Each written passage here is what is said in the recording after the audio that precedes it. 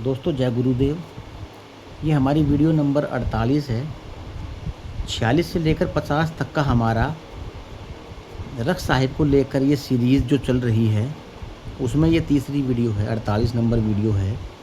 इसमें नियम, परहेज़ और सावधानियों के बारे में अभी भी बहुत से मरीज़ों को रख लगाने से पहले, रख लगाने के दौरान और रख लगाने के बाद के बारे में काफ़ी शंकाएँ हैं, काफ़ी संदेह हैं, जो उनको कुछ चीज़ें समझ में नहीं आई या कुछ चीज़ों को वो समझ नहीं पाए और कुछ चीज़ों को लेकर उनके मन में भ्रम की स्थिति है। जैसे हमने पहले भी इन पहले की वीडियोज़ में भी इन बातों का जिक्र कर रखा है दोस्तों, अभी हम इसके ऊपर ये पूरी वीडियो बना रहे हैं।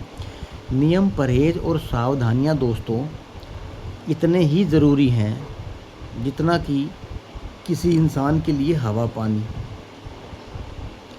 किसी भी इंसान के लिए भोजन। नियम, परहेज़, सावधानियाँ उतनी ही ज़रूरी हैं। कोई भी काम हम अपने दिनचर्या में करते हैं दोस्तों, इवन सिंपल से सिंपल काम, साधारण से साधारण काम, पानी पीना है और शरीर के द्वारा सांस लेने की जो प्रक्रिया है, उनके भी नियम, परहेज़ और सावधानियाँ होती हैं दोस्तों। ये गुरु वरदान है, गुरु घर से मिला हुआ हमें एक चमत्कार है। इसके नियम, परहेज़ और सावधानियाँ सुनने में कठिन है दोस्तों, लेकिन निभाने में बिल्कुल कठिन नहीं है दोस्तों। जिस तकलीफ़ के दौर से कोई भी मरीज़ निकलता है, या मेरे जैसा बंदा 17-18 साल इसको झेलने के बाद अब अगर मेरे मन में इन नियम, परहेज़, सावधानियों को लेकर कोई शंका बैठती है, तो ये मेरी ही कमी है। नियमों में सबसे बड़ा नियम, सबसे बड़ी सावधानी जिसे लोग बाग लाइटली लेते हैं, शायद कुछ हद तक उसको तोड़ते भी हैं, वो है लत और व्यसन को लेकर। इसके अलावा दोस्तों हमने इस पर कई वीडियोज़ में चर्चा की है, अब आपको इसके बारे में पूरी तरह से बताएंगे। और परहेज़, सावधानियों के रूप में हमारे आगे जो भी समस्याएं, या ये कह दें कि जो भी तकलीफ़ें आती हैं, और इसके अलावा जो लाने के लिए नियम, परहेज़ वगैरह थे, हमने पहले भी आपको बताए थे। उसके लिए, उसके बाद लगाने को लेकर भी नियम, परहेज़ बताए थे। उसके अलावा लगाने के बाद के नियम, परहेज़, लगाने के बाद की दिनचर्या के और ठीक होने के बाद के भी नियम, परहेज़ हमने आपको बताए थे। लेकिन लगाने के नियम, परहेज़ मुख्य रूप से दोस्तों बहुत ज़रूरी हैं, जिसमें सबसे बड़ा नियम, परहेज़ आपका कम से कम 40 दिन रख साहिब को लगाने का है। 40 दिन का मतलब ये हो गया दोस्तों, आपको 40 दिन एक ही जगह पर रहकर रख साहिब का इस्तेमाल करना है। आप जगह नहीं बदल सकते, समय नहीं बदल सकते, किसी प्रकार से बीच में गैप नहीं कर सकते। सुबह सवेरे का जो समय आपको गुरु घर द्वारा बताया जाता है, वो सुबह 4 बजे से लेकर सूर्य उदय से पहले का है। तो 40 दिन के अपने इस शेड्यूल को इस प्रकार सेट करें कि आपको आगे के 40 दिनों में या 50-60 दिनों में 2 महीने तक बाहर आने जाने का कोई प्रोग्राम ना बने। पहले से अपना सारा सिस्टम जांच कर लें।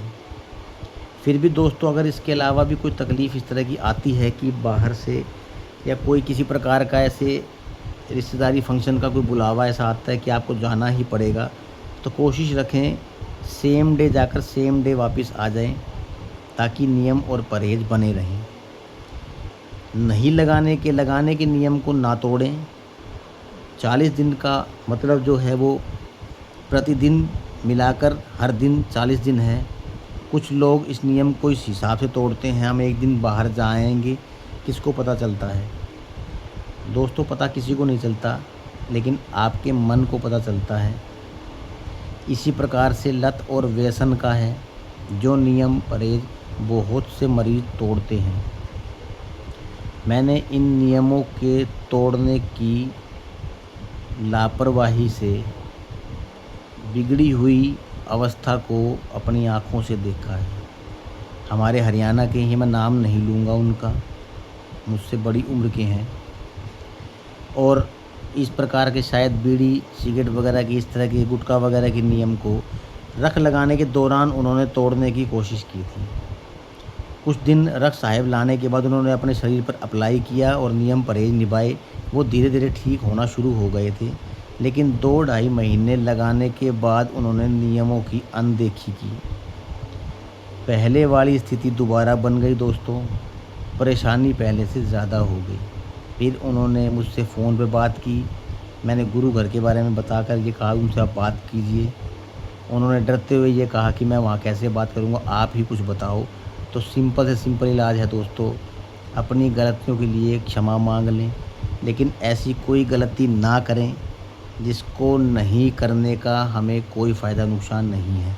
जैसे लत और व्यसन, किसी प्रकार का गुटखा, पान, तम्बाकू, बीड़ी, सिगरेट, मदिरा का सेवन हमारी ज़िंदगी के लिए घातक है दोस्तों। इसको छोड़ देने में ही हमारी भलाई है। लेकिन ठीक होने के बाद या कुछ आराम मिलने के बाद आप इसको ट्रायल बेस पर ना लें, ये घातक है। जिस चीज़ के बिना हम रह सकते हैं दोस्तों, आप उस नियम को अगर तोड़ना चाहेंगे या तोड़ने की कोशिश करेंगे तो वो नुकसान ही करेगा। इस बात को आप ऐसे समझ लें कि आप उस वरदान की तौहीन कर रहे हैं। इसके अलावा दोस्तों, जैसा बताया गया है, शादीशुदा लाइफ के भी कुछ परहेज़ हैं, बाहर आने जाने को लेकर भी कुछ परहेज़ हैं, बाहर के खाने को लेकर भी कुछ परहेज़ हैं, और फास्ट फूड वगैरह जैसी आइटमों को पूरी तरह से त्याग देने में ही हमारी भलाई है। उसको भी आप लत और व्यसन की तरह ही लें। जीभ के स्वाद को ना देखें दोस्तों, उसको पूरी तरह से छोड़ दें। उन चीज़ों को खाने में, पैकेट फूड को खाने में, फास्ट फूड को खाने में किसी का भला नहीं हो सकता दोस्तों। 2 दिन का स्वाद है, उसके बाद कोई समय सीमा नहीं है आपको किस तकलीफ़ को कितना समय तक भुगतना होगा दोस्तों। मेरा खुद का पर्सनल एक्सपीरियंस है, मैंने नरक जैसे जीवन को जिया है। बाहर से मेरा बिल्कुल सब कुछ निकलना, बाहर आना जाना सब कुछ बंद हो गया था। बंद हो क्या गया था दोस्तों, मजबूरीवश बंद करना पड़ा। शरीर के वो हालात थे ही नहीं।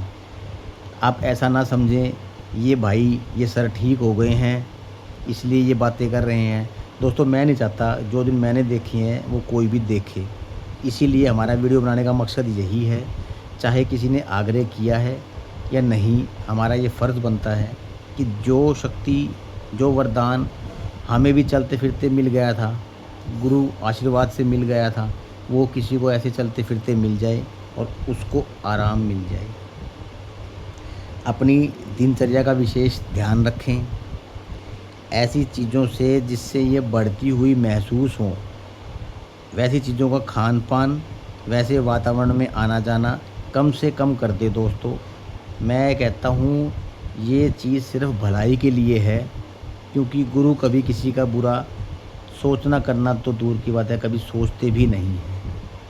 फिर वो मनुष्य, वो इंसान किसी भी धर्म का हो, किसी मज़हब का हो, उनके लिए कोई फ़र्क नहीं, उनके लिए सब बराबर हैं। आप भी सबको बराबर समझें और अपने जीवन को सुखमय बनाएं।